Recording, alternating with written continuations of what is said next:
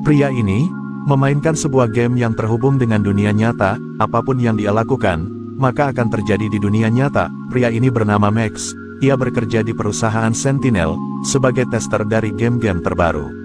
Suatu hari, Max ditugaskan untuk bermain sebuah game terbaru dan memberikan sebuah kritik serta komentar apa yang sekiranya bisa diperbaiki dari game itu. Tapi siapa sangka, tidak seperti game open world pada umumnya, Max langsung dibuat terheran-heran. Kenapa game yang satu ini tidak memiliki cerita awal, menu pilihan, ataupun jeda loading. Bahkan ia pun langsung disuruh untuk menggerakkan sosok karakter pria bernama Orson. Selama game ini berjalan, Max akan diberikan berbagai macam clue, serta misi oleh salah satu karakter NPC bernama Zen, yang dimana dalam misi pertama ini, Orson ditugaskan untuk pergi ke sebuah bank demi melakukan perampokan, dan apabila Orson gagal dalam misi tersebut, maka bisa dipastikan seorang perempuan akan segera tewas, dan game ini sendiri tidak akan bisa dimainkan lagi. Seketika ia pun mulai penasaran dengan ending dari game ini, yang membuatnya ingin segera menjalankan misi pertama sebaik mungkin.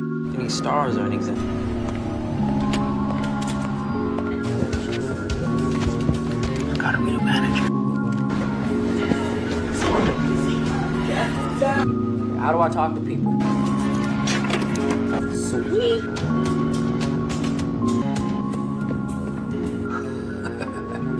Yeah.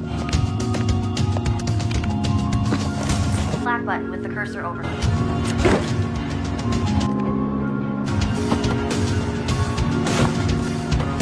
Sesuai dugaan, sebagai gamer sejati, misi tersebut tidaklah terasa sulit sama sekali. Bahkan Max berhasil melalui itu semua dengan begitu sempurna. Namun, rasa bangga itu pun harus hilang dalam sekejap, setelah ia mulai merasa aneh, kenapa game yang ia mainkan ini tidak bisa di-pause sama sekali. Tidak hanya itu, ia juga dibikin kaget atas sebuah pemberitaan yang baru saja tersiar di tempatnya. Berita tersebut mengatakan, bahwa adanya laporan mengenai perampokan sebuah bank, oleh seorang pria bernama Orson.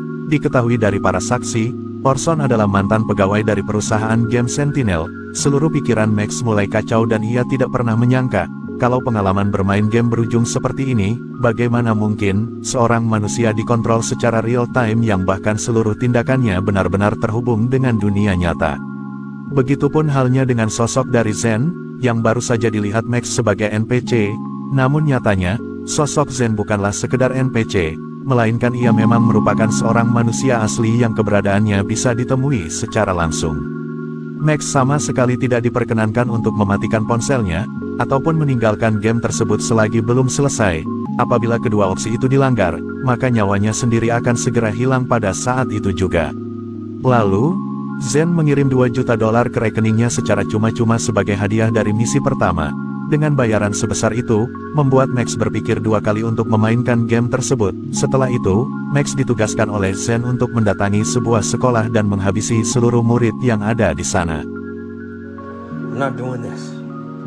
No.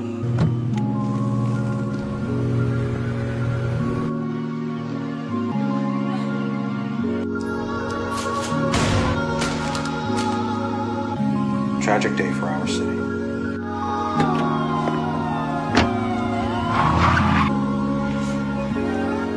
Pada posisi seperti ini, Max jauh lebih pintar daripada Zen yang cuma bisa ngoceh serta memberikan berbagai misi. Sebelum misi ketiga yang akan dijalankan Max, ia sengaja menggerakkan Orson untuk melakukan sebuah panggilan dengan dirinya. Lalu, Max bergegas untuk menggerakkan Orson agar datang ke rumahnya, dan membantai habis seluruh orang-orang dari perusahaan Sentinel yang sibuk berjaga di depan rumahnya.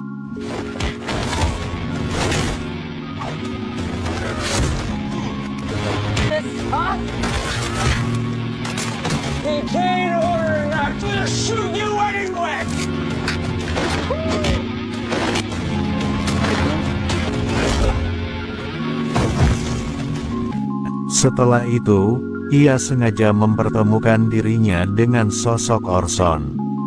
Seluruh gambaran muka Max langsung tercermin di dalam game tersebut, seolah-olah Max sedang melihat dirinya sendiri. Max pun mulai merasa penasaran dengan identitas dari Orson yang sebenarnya.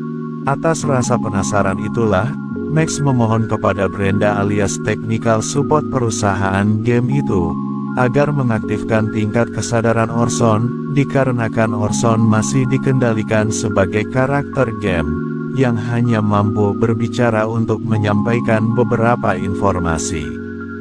Salah satunya adalah tentang kamera pemantau yang berada di setiap barang pemberian dari Sentinel kepada Max.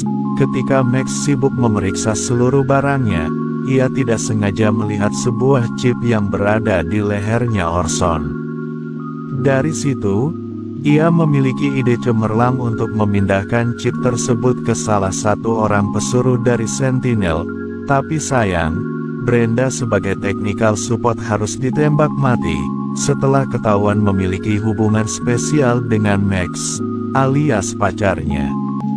Lalu dengan perasaan yang sedih, Max terpaksa melanjutkan game tersebut dengan karakter pengganti, yang tidak diketahui oleh Zen. Kali ini Orson akan berjalan berpisah dengan Max, dan Max sendiri akan terus mengendalikan karakter buatannya.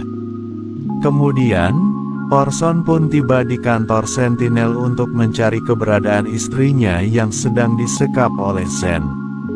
Awalnya Orson berniat untuk datang ke kantor tersebut dengan cara yang sopan serta baik-baik, namun tingkah laku Zen yang memulai duluan pun langsung membuatnya hilang kesabaran secara drastis. Tidak peduli lagi mau menghadapi siapa saja, Orson berhasil membantai abis mereka semua tanpa perlawanan yang memuaskan.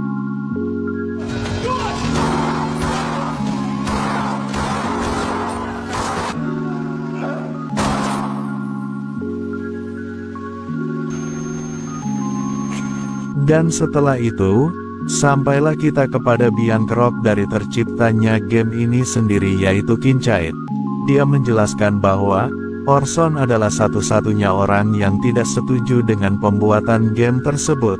Maka dari itu, Kincaid bersama timnya sepakat untuk segera menjadikannya sebagai karakter percobaan di dalam gamenya. Tidak heran jika game ini tidak mempunyai cerita awalan, menu pilihan, serta jeda loading, dikarenakan semua yang terjadi benar-benar spontan, serta bisa dilihat di dunia nyata. Dengan tujuan, Kincaid ingin menciptakan kesan terbaik bagi para gamers yang selama ini hanya bersenang-senang di dalam sosok fiksi.